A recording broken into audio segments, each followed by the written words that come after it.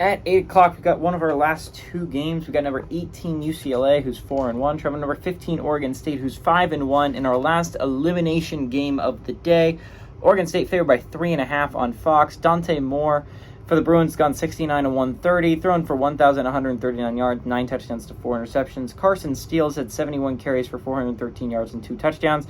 And J. Michael Sturdivant has had 16 catches for 334 yards and 2 touchdowns.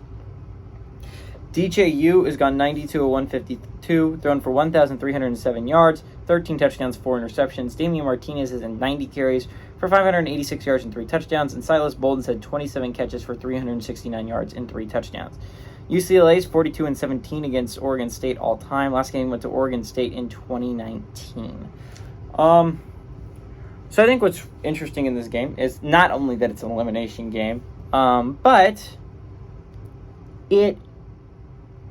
both these teams are coming off wins, right? Like they're both coming off W's. UCLA wasn't exactly a guaranteed W. Most UCLA fans probably didn't expect it to be a W.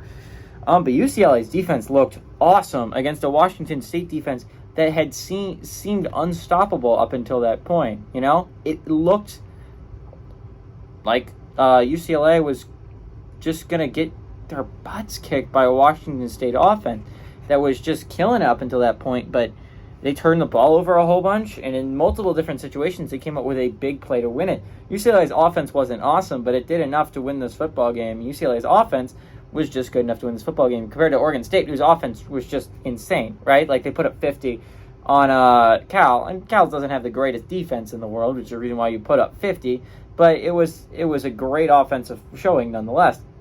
But much different defense. UCLA has a much better defense. It can force turnovers, which is something DJU has had problems in the past couple of weeks. They've kind of gone away, but they're still there. You know it. DJU has tried to force the ball in some places sometimes. It's why they lost to Washington State, and it's why he made so many bad decisions against San Diego State. They're still in playoff eligibility. I don't think it lasts. Give me UCLA to go on the road and pull off the upset. Their defense is going to single-handedly carry them to a win.